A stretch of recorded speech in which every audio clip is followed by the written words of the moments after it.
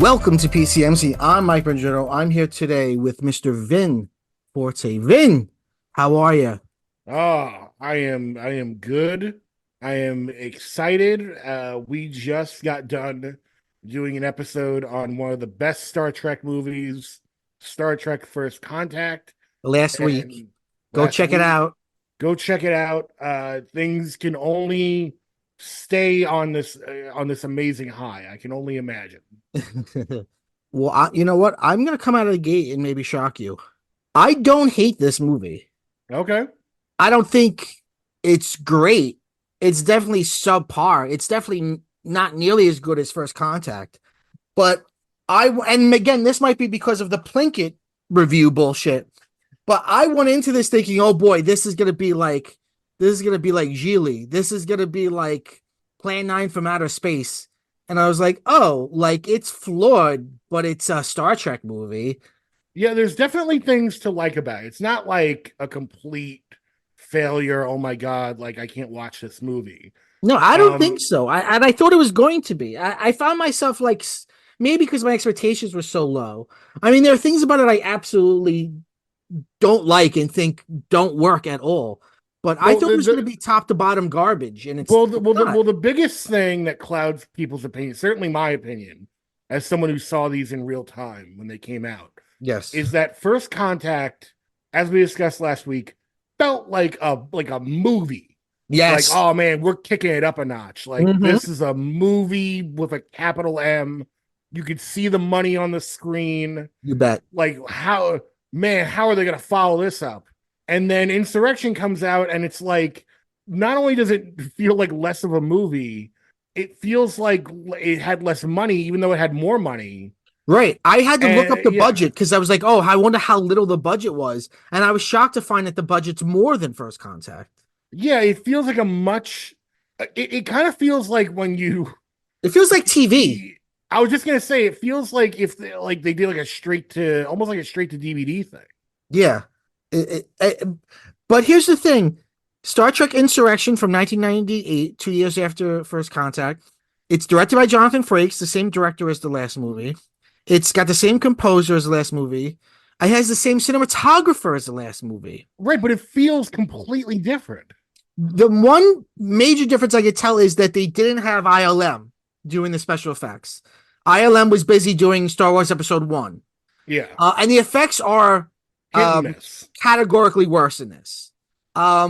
But that's not the problem. The problem is the overall look, which is why it surprises me that it's.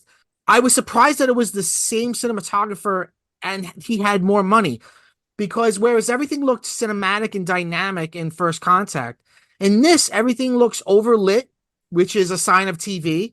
You light everything because you're doing everything quick in TV. You want to light everything evenly so you can film it, move the camera however you want. Boom, boom, boom. You have a nice image that will look good on a TV screen, and then you move on. Everything has that look. Nothing looks dynamic. Everything looks flat. The costume designs look Oh, terrible. cheesy and flat.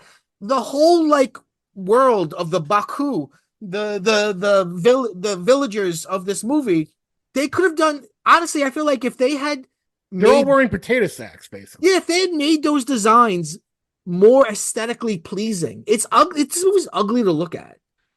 It really is. Like it's kind of like it gives you a headache to look at it. It's like what's with all the browns and stuff. Like And there is also some stuff where because I've read the backstory on this movie, and there's definitely like plot lines in it as well that were not fleshed out nearly as much as they should have been, well, or that they wanted to. I do not understand how the Picard's love interest how she stops time. She stops That I have time no and idea. it's never explained. And then at the end, I think he stops time, and it's like how Uh, well, that whole thing, not the stopping time, but Anij. Her name's Anij. niche. But there's a whole section of this movie where it's almost like if you blink and you'll miss the explanation for it, and then wonder for the next 20 minutes what the fuck is going on. Where it feels like they're all getting younger, but Yeah. you don't see them getting younger. It's just like they sort of feel like more young in spirit. Riker trims. They have this like weird scene where Troy's like shaving him in a bathtub. There's candles everywhere. Yeah, right. Like it took me a minute to figure out. Like, okay, Riker and Troy are getting hornier. There's Worf's just Worf getting is a like going through rash. Like, puberty. He's getting a pimple. yeah, but then like Picard He's is like dancing to looking at him. mambo. He's dancing to Mamba in a mirror. And again, if you're even if you are paying attention, you don't know what's going on. But like the scene of Picard, for example, where he's doing the mambo, he's looking at himself in the mirror. You watch that scene, you're like, oh, is he just getting horny? Is he feeling himself? What's going on Right, here? right, right, right. What it's supposed to be that they didn't film or flesh out that was apparently originally in the script was that all of those happenings that you see like that, Uh-huh. it's supposed to be something on the planet is making them get younger, like a fountain of youth. Well, they explain that pretty clearly because that's Right, what the bad guys want. right, but then like you see Picard and he's not getting younger, and it's like, well, wait, what's going on here? Like he just looks like the same Well, Picard. I think the problem I see a disconnect as well, but I think for me the disconnect is okay, they're getting younger, but what does that mean? To Picard, it Right, means now I want to dance. Okay. right. To To Worf, someone else, they're going through puberty. To yeah, to someone Worf, else, it they're means now getting my hair's horny. growing long. Like it's like, yeah, it's the way that they put on the screen, look, they're getting younger, I think doesn't totally work. No, and then the other thing that doesn't work for me, that's like a big picture thing, is I think there's one where we're just gonna jump around. We don't need to like necessarily go through beat by beat, but the big one of the big things for me is they talk about this planet where these people, the Baku, live, Mm-hmm. and the Federation is teaming up with the Sona, who are the bad guys, Mm-hmm. who were basically kind of like exiled from this planet. So the Sona are like gross looking Right. But that's a and big aging reveal. poorly. It is a big And reveal. I gotta say, I didn't see it coming. I was surprised by that reveal. Okay. I was like, oh shit, okay. But once it's revealed, Yeah. did you get the same sense that I had where it was like, why are the Sona, like, why aren't we helping the Sona? Like, because this technology this organic technology that this planet has, like, we're being made the argument by the quote unquote like corrupt admiral or whatever, that like, this is gonna help millions and billions of people if we could harness it. And these fucking Baku don't want to give it up.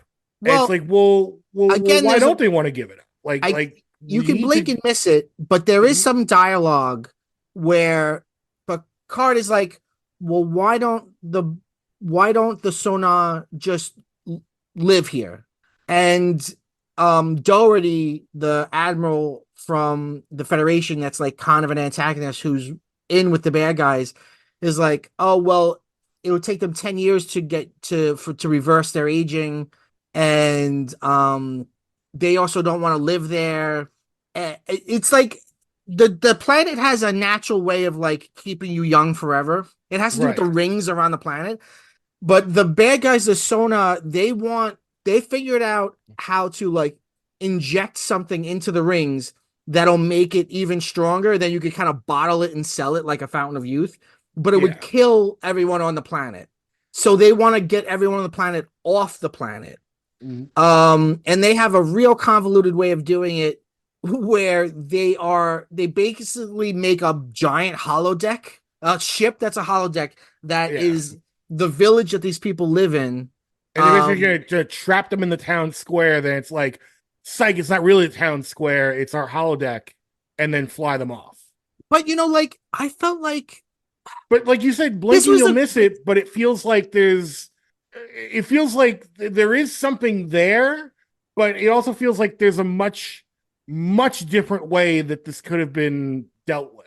well, but here's the thing. It feels like a really good episode idea or a two-parter idea, but it's shoved into a movie, so it doesn't have the full breadth that two long episodes would have. And also, like the last movie, they're trying to up the game a little bit.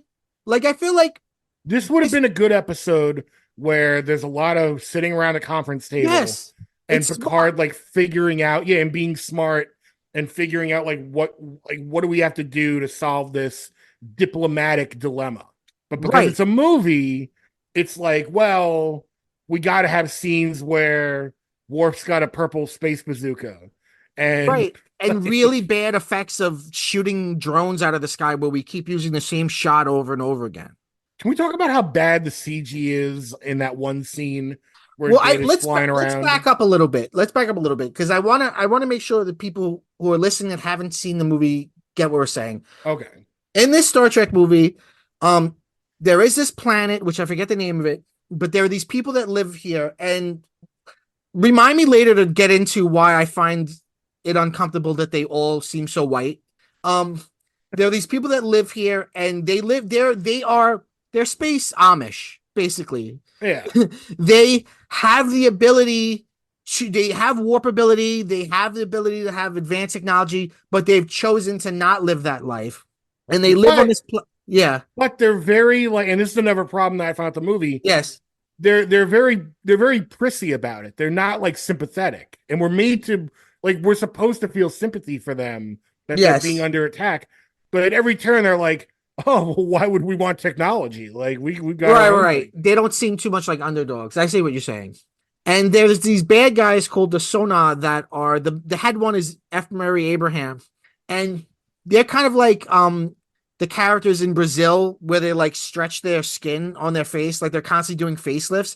They're these Yeah. people that, and I think it's a cool design, although ugly, where they're kind of like rotting corpses, Mhm. and they want to harness the power that that planet has. It's a radiation that keeps you young and like fixes you, and so they're working with the Corrupt Federation. Starfleet. Yeah. Right. And the Federation, their stake in it is like, well, this is such a huge power. This could change medicine as we know it. This could change everything. We can't let one planet of 600 people have it all.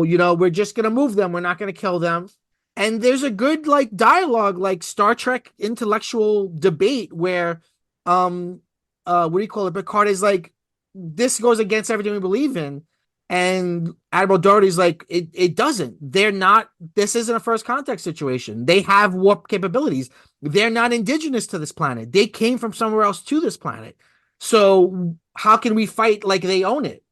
That's the thing. If they had leaned into the Star Trekkie intellectualism, it would work. But the problem is they're trying to do two things. They're trying to be smart, but also trying to have action and make a lot of jokes. And I feel like that to fit in all of that shit, you have to cut out some of the smartness so things Yeah. make less sense. They definitely try and fit in more jokes in this movie. Like, I know we're not going to go beat by beat, but like the movie opens up with Picard having to do some sort of diplomatic conference in 10 Yes. forward. And Well, this is which really funny. which by the way, the weakest excuse I think yet for Worf coming on board, Yeah. which is they don't even really announce an excuse. They get into a turbo lift and Worf is there, and Worf's about to basically say why he's there, and Picard cuts him off, and he's like, "Oh, Mr. Worf, how good to see you." And then like something else happens, and That's it. they just move on. That's it. But He's like, I but wanted going to back be in to this movie. but going back to the joke thing, they make him wear this headdress Yeah. that is a really unfortunate headdress because I feel like someone just did it because they're like, oh, wouldn't it be funny to make Patrick Stewart, a bald man, look like he's wearing like dreadlocks? Yeah. It's unfortunate it's unfortunate, but it's also, here's my deeper problem with it. It's mocking the whole spirit of the previous film. Because the whole point of the Yes. previous film is the magic of first contact. And now this film begins with making fun of that concept because these people that we're making first contact with are a bunch of weirdo primitives that are Yeah. that are eating the flower arrangements on the tables because they're fucking savages, and they're giving us weird headdresses that we're laughing at behind their backs. It's like, Yeah, and not Picard's like only in is the it turbo. xenophobic, it's undoing what the last movie said is the whole ethos. Yeah, and Picard's in a turbo lift talking to Troy, like, oh, remember when we used to be explorers? Like, oh, I gotta do this bullshit. You're right, right. Well, okay, so that leads to something I wanted to ask you because you are so much more familiar with Star Trek than me. This was my first time watching this film. Mhm. I have not watched. I've only watched a handful of episodes of Next Generation. I've watched a handful of episodes of Voyager. I've Mhm. watched none of Deep Space Nine.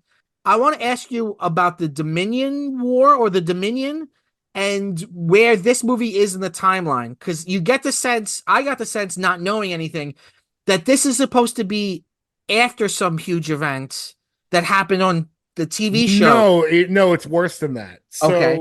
So, basically, in Deep Space Nine, without getting too deep into it, because like if you're listening to this and you have any interest in Star Trek, Deep Space Nine is really like a show that was ahead of its time. Great ensemble cast, Uh-huh. like, and what they did with Deep Space Nine is they built up this force called the Dominion, who come in through a wormhole to a different part of the universe in the Gamma Quadrant, and basically are like the new big bad coalition. Hmm. And eventually there's this like seasons long, like literally the last like 4 seasons of the show revolve in some way around this big Dominion war where like the Dominion have attacked Earth, like they blow up the Golden Gate Bridge, like there's like serious shit that's going down in the universe. And like million literally like tens of millions of people in the universe are dying, like thousands by the day, like tens of thousands Yeah. every day in the universe are dying. Um, so with that as the backdrop, as like in Deep Space Nine, the whole world as we know it is like imploding, and we don't know what to do, and we have to navigate it.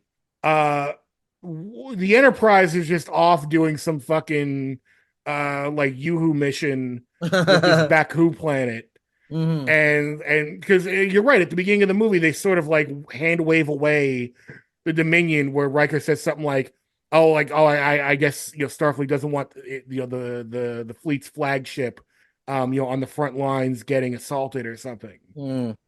Yeah, And but it that's also, and that's and that's been the running bugaboo with yeah, fans of Deep Space Nine and like the TV series yeah, throughout these movies, is that like, you're doing a movie. We've shown in First Contact that you know how to scale it up.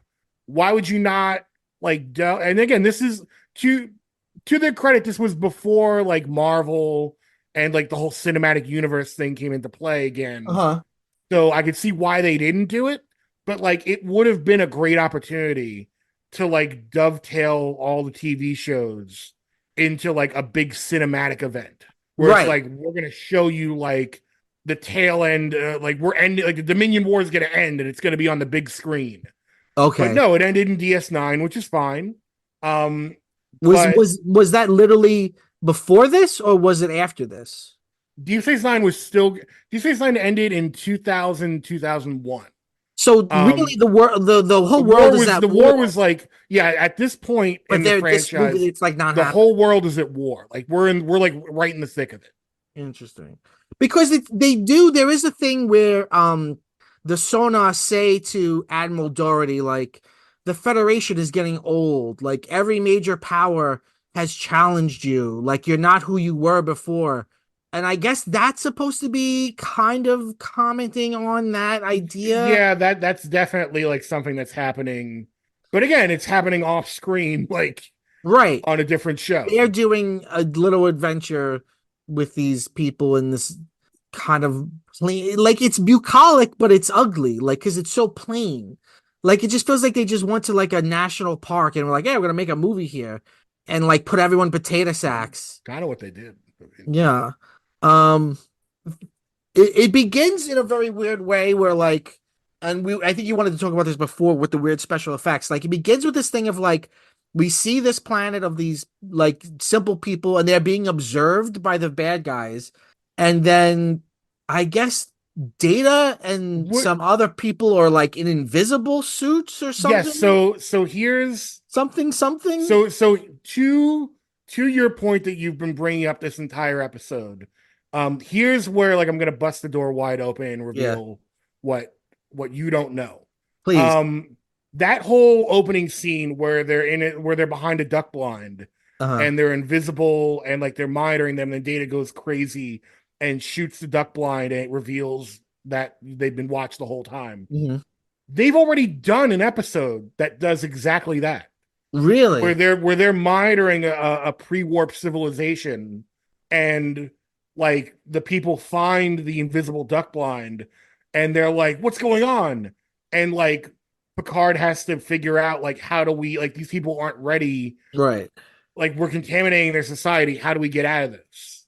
But that's not what's happening here because they're confused, but they know what androids are and stuff because they know about technology. They're just not using it. Right. So why do they have to be invisible at all? Because they don't want them to know about the plan to put them on the invisible ship. It's weird, and it begins. But again, that's what makes this whole movie weird. Is so far we've talked about a lot of stuff where it's like I'm confused about stuff and I've seen Yeah, it a million times. You're confused about other things. There's a lot of stuff where it's like, oh well, there's an answer, but if you coughed and you would miss it because you didn't right, hear it. right, right. I don't totally understand what's happening at the beginning, and also like the movie begins with a sort of like false mystery or like Well, because they set it up as of like like Data's someone's gone crazy. Like that's the right, it's like, oh my god, Data's gone crazy. But which is you kind of but a you more compelling story. but you as an audience member know like he probably isn't crazy. He's probably just trying to lure the Enterprise to the situation. Yeah. But they spend too much time on like Data's crazy and the Enterprise is gonna try to save him. And it's like, well, why is he on that mission without them anyway? And the whole thing where they sing Oh, they think Gilbert and Sullivan. yeah, this movie has a lot of silly shit in it. Like Yeah, it's like, oh, Worf is a serious man, so we're gonna have him and Picard sing Gilbert and Sullivan to lure Data back.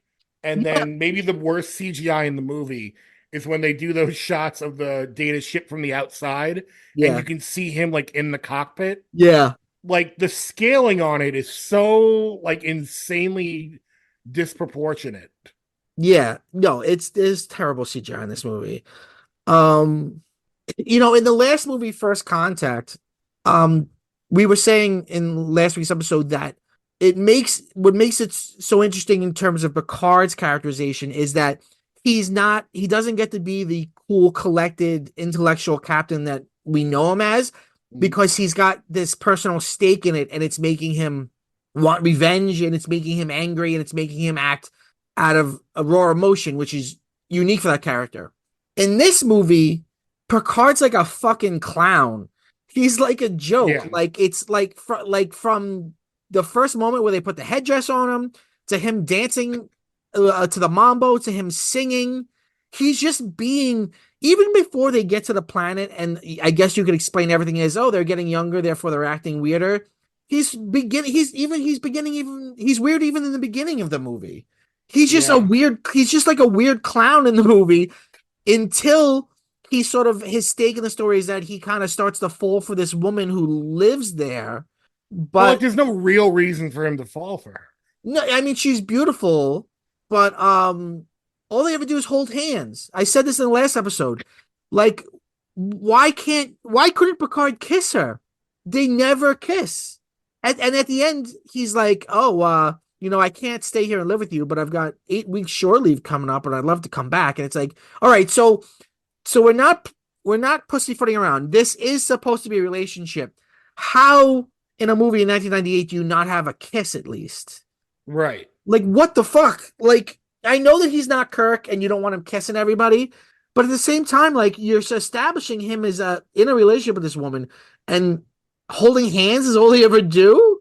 Maybe he was going through puberty like Worf. Maybe like Troy, his breasts were sore that day and he just didn't feel up to it. Yeah, that's a weird bit. At one point, Crusher and Troy are on the planet and they're getting younger too. And Troy says something like, do you notice how firm your boobs are starting to feel? And then Data hears it and he goes over to The is it Worf. Geordi or Worf? And he says it like haha. Yeah. Because he Also, doesn't Data has know a things, but weird. it's like he does understand anatomy, right? Like he knows he doesn't have boobs. Also, Data has a weird plot line Oh that's God, like that's so weird. not a plot line. Like it's more just like when they need a transitional scene, they'll throw in like 20 seconds of Data playing around with this kid. But Right. then, but then at the end of the movie, there's this like 2 minute scene where like Data, like they're about to say goodbye to everyone. Like Data has a moment with the kid, Yeah. and it's like, wait, why? Who Like, gives are a we fuck? missing something? Like where was this? Yeah, well, one, who gives a fuck? Yeah. Two, like, are we missing something? Were there scenes cut out that we're not privy to of Data and this boy?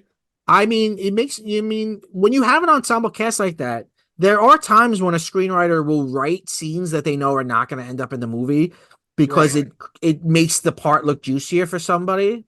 Well, speaking of that, like you mentioned last episode, that and look, not everyone's going to have the biggest role in the movie when you have an ensemble cast, but by and large, everyone in the movie in First Contact at least gets a moment. They get like a Right. And scene, they're doing something for the plot. and they're doing something for the plot. In this movie, it feels like if you're not Picard or Data, or I guess that's about it. Yeah. Like you've got nothing to work with. And if you're a woman, doubly so do you have nothing to work with. Yeah. Yeah. KSU, what's the storyline between Troy and Riker? Are they together? Are they not together? In this movie, it makes it seem They, like they were together and now they're getting back together. yes. Well, when the series starts, when Next Gen starts, you learn that they were a couple. And then when they both joined Starfleet, basically they like put their relationship on ice Okay. so that they could, focus on their lives. But they still care about each other very much. So then when they both get assigned to the Enterprise, throughout the series, there's this like not sexual. I mean, there is a sexual tension between them, and like there are episodes that focus on their relationship to each other and their past. Mhm. And a lot of times they actually do a really cool thing where they play it off like almost like they're poly, where like Riker genuinely, like there are times where Riker is like watching as Troy is starting up another relationship with someone, but Riker's not Okay. jealous. Like Right. in fact he wants the best for Deanna. Like there'll be scenes where he's like grilling the guy that she's Interesting. dating, Okay. and sort of like, hey, don't do that. I care for her. Like, don't fucking play around with her. But Interesting. then Okay. Well, that's eventually, progressive. yeah, and then like eventually, like the only misstep is very late into the series. When I say very late, like halfway through season 7, um, she starts a relationship with Worf, that goes nowhere. Okay. And they kind of abandon that by the time the movie comes around. Okay. And then, spoiler alert for Nemesis, like they finally get married in Nemesis, Yeah, and I've seen that scene. yeah. Um, okay. Okay. So there So is a yeah, lot of that's history kind there. It of didn't all just come out of she's doing. nowhere. Yeah. All she's kind of doing. Well, Crusher's doing nothing in this movie. All Troy is doing is like rekindling with Riker, and Riker's like shaving his beard, which I guess is makes him because he feels younger. He's Yeah. shaving his beard. Well, again, that's Uh, what I was talking about before. Like, it's all these things where it's like, are we supposed to, like, is this supposed to tell us that they're getting younger in lieu of actually showing them getting younger? right, right. Yeah, it's they're not selling that point very well. Um, all right, let's talk a little bit about Anij, that woman. Um, let's see, her. What was the name of the actress who played her? And she's got a husband, right? Like, No, see, okay, I'm glad you brought that up. At first, there's that kid that we were just talking about. He's got like this dad who's like kind of this milquetoast dad, and they're always around her. So I thought they were a family. But then the dad and the kid are in one place, and Picard walks her home and she lives in a different place. So she's right. not married. It just looks like that because the way we're introduced to them is man, woman, and child. Yeah. I thought that too. I want to look up this woman's name because she does a good job, and she also she goes on to play the mother in Tangled, the Disney movie. Okay. Um, she's good, and I she's age appropriate, which I like. Her That, name that that is a positive. She is age appropriate. her name is Donna Murphy, the actress. Okay. And she's got like sexy vibes. She's kind of like You She's know, got big Dr. Quinn medicine woman energy. right. She's matronly and attractive, and she's kind of like, she's walking around at night with Picard, and they're having deep conversations about life and you know how it is to live forever and what is it like. And she's like, we learned to live in the moment. It took us thousands of years to realize that it shouldn't have taken us thousands of years to live in the moment. And she like can slow down time. Yeah, I Like didn't quite understand that. they're like looking at a hummingbird, and then it like its wings start to move slower. And Picard's like, what's happening? And she's like, no more questions. And it's like, wait, I have questions. Yeah, why are you making that hummingbird slow down? Yeah, like your power is like you don't have a power. Like your planet is, like you've made it very clear. Sorry, my light went out. You made it very clear what's going on, which is that you The radiation's healing you and making you younger, but you're not an X-Men all of a yeah, sudden. yeah, why are you what are you doing?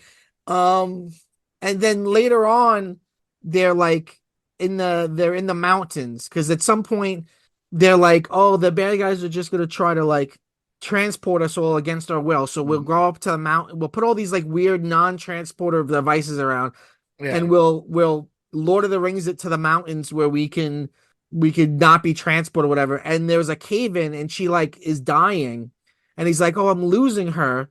And then he kind of leans into her, and I'm like, "Oh, they're gonna kiss," but they don't. Time slows, and then we cut to Crusher's healing her. So like she didn't die because she slowed down the time, the moment in which she was dying, which is weird enough. But then she says something to Picard like, I told you can do it or something. And it's like, wait, he slowed down time?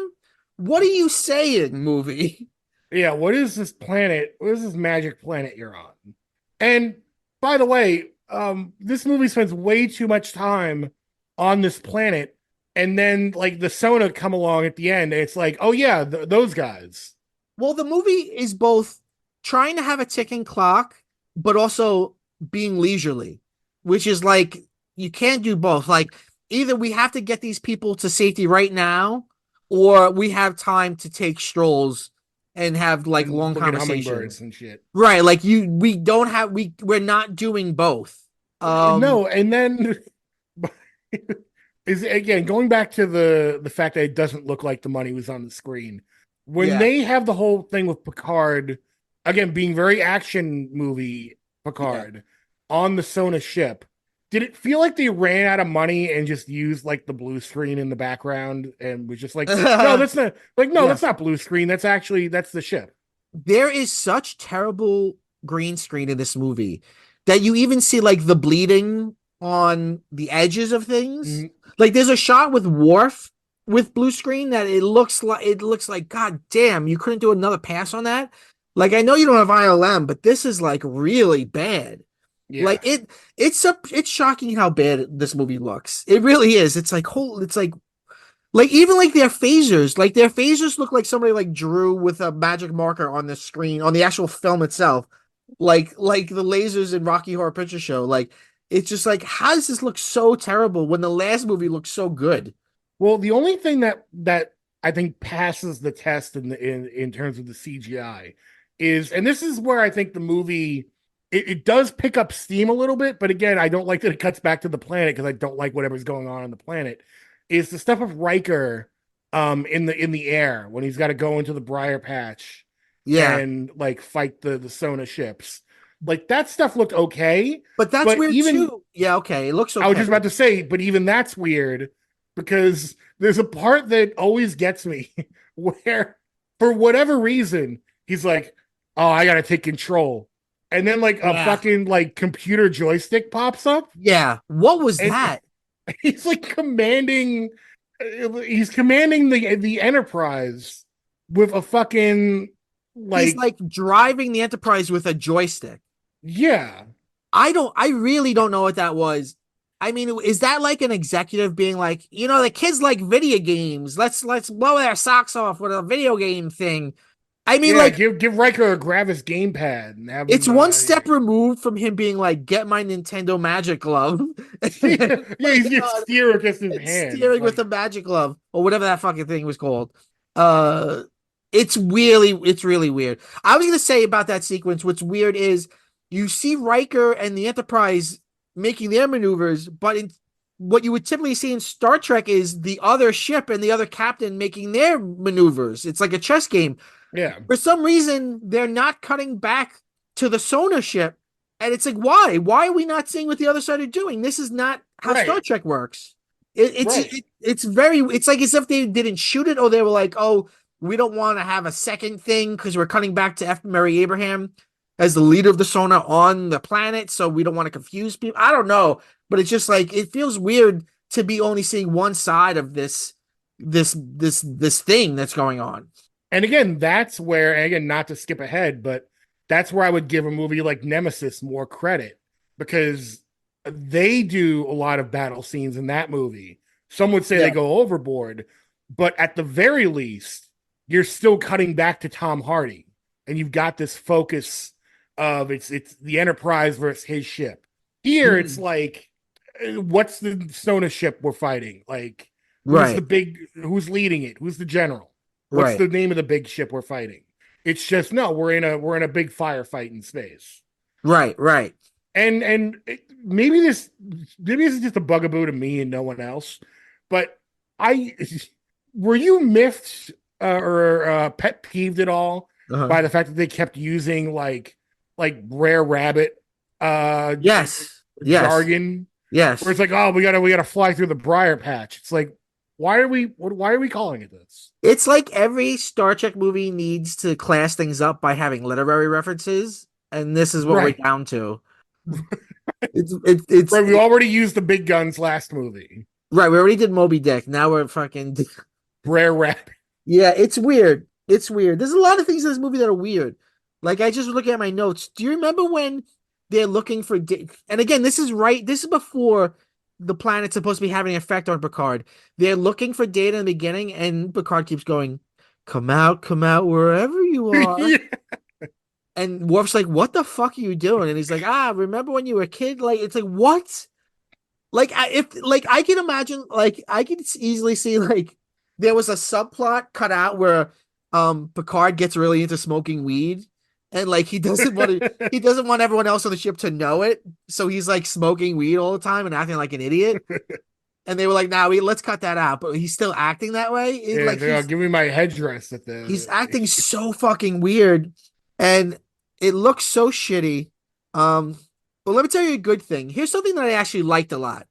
Part of their plan at the end. Well, so eventually the bad guys are like, you know what? Fuck transporting these people. They don't want to leave. They can stay.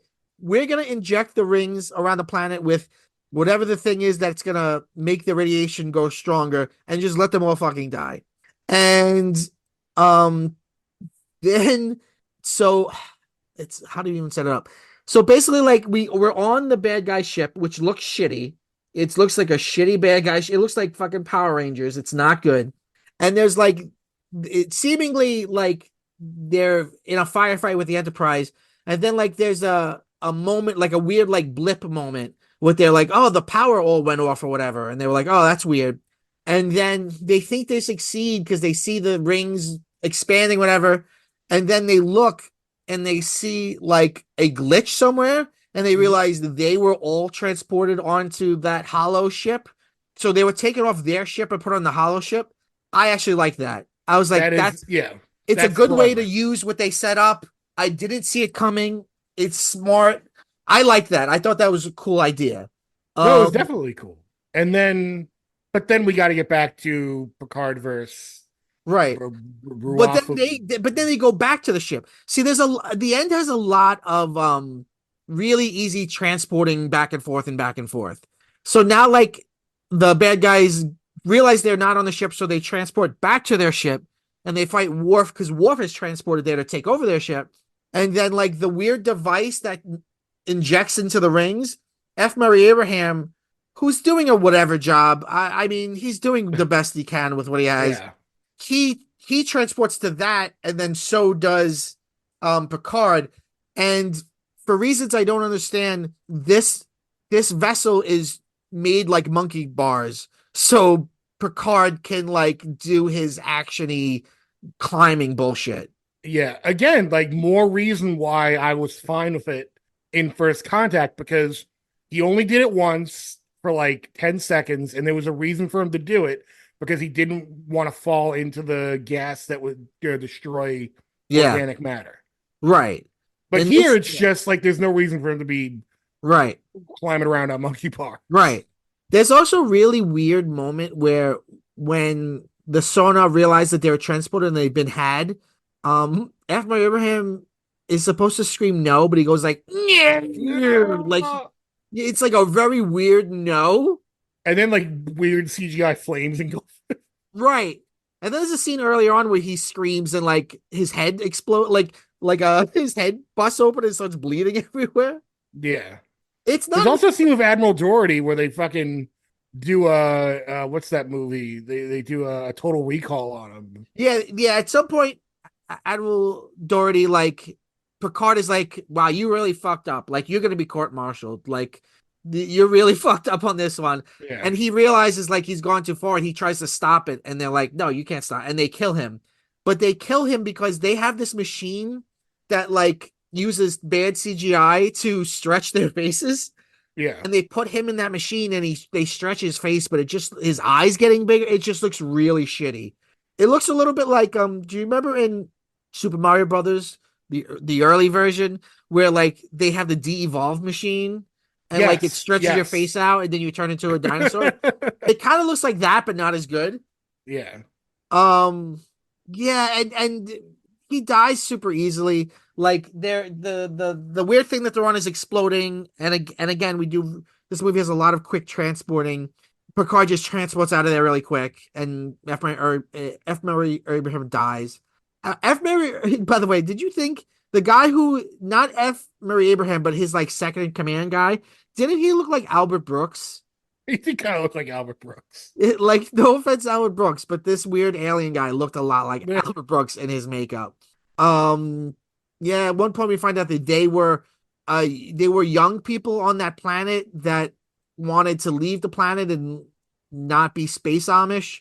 And so they tried to take over, but it didn't work, so they were exiled. So they grew up. But that's the thing, like they didn't just grow old, they grew old and then became obsessed with youth and then started like doing all this weird cosmetic surgery to themselves. It's not like there's a beat missing there.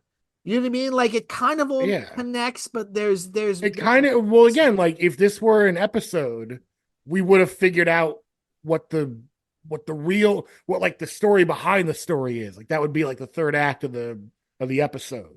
right, because you Because you're wouldn't. right, there is something missing where it's like, yeah, these guys, like I was saying before, like, yeah, these guys are bad, but there is something like sympathetic rolling around in there. Right. If it were allowed to just be a dialogue driven intellectual story, you would have had the Sona have some vulnerability. So you really were looking at both sides of the conflict and sort of it's not an easy answer as to who you're siding with. Yeah. But they don't have that. The Sona are just straight up monsters. And I wanted to talk about this. I put a pin in this before. The Sona are very othered. You know, they're weird, ugly monsters, Mhm. and they have like they have clothing that seems I don't know in some Very it's in some way very Middle Eastern. yeah, and the Baku, the good people who live on the planet, they're mostly all white. I think there might be some people of color there as extras, but like they're very white. So it all feels very weird that like the good pure people are like so fucking white Right. and the bad guys are like fucking F. Murray Abraham. It just feels weird. It feels icky. You know what I mean? It Like does. they could have been I don't know, they could have done that better. I mean they could have done a lot of this better. You know, cut out all this action bullshit and you know that whole action sequence where they're trying to get the people to safety and the bad guys are sending down drones and the good guys are like shooting the drones with fucking poorly rendered lasers. Get rid of that and put in dialogue. It should be Yeah. dialogue driven. Like go ahead and be smart. Be that kind of Star Trek story. You know, like Yeah. But I didn't hate it. I didn't hate it. It's not the worst thing I've ever seen. Um I think actually it's an easy fix too. If you took the same script and said, okay, let's remove the action and let's focus it on some of these story beats and make sure, maybe go to a script doctor and say, like, does all of this make sense? Is all of this tracking? Pump up some of these characters that are underwritten and let's use some of this money and make the image look good. Let's put some money on the screen and not look like made for syndication. Yeah, come on, Fucking, guys. Why can't we get ILM? Like, we it's literally got them for the last movie. yeah. What were they And working on Flubber at that time? Like, I don't know what they they're were working working on on. episode one. Oh, that's true. At that time, they probably were all hands on deck for episode one. Right. But it's not ILM who's doing regular cinematography. Like, why do the costumes look shit? That's not cinematography, Yeah. that's production design. But like, why do the costumes look shitty? Like, it just that's why I was so shocked to see it had a slightly bigger budget. Because I thought, like, oh, when I immediately saw it, I was like, oh, they probably has half the budget of the last movie. That's why. Right. But it's like, no, there's more money there. Where'd it go? The only thing I thought is it possible that in 1998, after the X-Men movies, Picard is now bringing in a big paycheck? Because that's part of a budget too. Well, this was before the X Men movies. What was the first X-Men movie? X Men was 2000. Oh, you're right. Right. Yeah, so where the fuck is this money? Where's the goddamn money? It's not on the screen as for that. And you know Did what? they all just get, but maybe they all just got pay raises because of the last movie. That's possible. Well, what a shame. And we were talking about in the last movie the score by Jerry Goldsmith. I thought was really good. The score in this is so shitty. It's like corny after school special kind of melodrama music. It's like, holy shit, is this bad? And it made me even think, and maybe you have an answer to this. I don't know. I'm just postulating. Is it possible that they just use pre-recorded shit from the show and just cut it in? Like, is this actually scored by Jerry Goldsmith, or are they just taking shit from the show I and don't think they took stuff from the layering show. it on? It's just so bad. It's just the score is so. I mean, like this, we haven't talked about the opening credits. The opening credits look so cheap because it's the credits are Yeah. over like a montage of the people in this little village, so it's like shitty extras in like a not really well made setting, all wearing like bland clothing with like this really melodramatic horny music playing and the credits like the credits rolling. It's like, this is not a way to start a Star Trek movie. Yeah, this is like Bridges of Madison County. Like, this is Yeah, like, oh, we're on a farm and say, and look, if you want to do a fake out, like, that's fine. Like, movies have done that before, right, where it's like, oh, we're on a farm, but psych, we're really watching from the stars, and then like big right, action scene, like, but they didn't do that. They yeah, stayed on the farm too long. They stayed on the farm. right, yeah. It's weird. It's weird. Like, not why not? Why can't the Federation actually, like, they say there's 600 people on the planet, right? This is what they should have. The Federation should just buy them out. Be like, listen, I know you guys love it here. We're gonna give you just an insane amount of money because this will change all of medicine. It is kind of weird. I mean, Well, Doherty makes they this don't use argument like it money, is weird that so we're gonna let these people have it forever. No one else can have that's what I'm saying. Like, it. just move, just be like, hey, we got another class M planet right over here. We'll transport all your houses. Right. The reason would be that they don't want to age, which would be like if this were a better written Star Trek story, But like, again, you would be like that would be a negative thing. You'd be like, oh, see, they're not so perfect.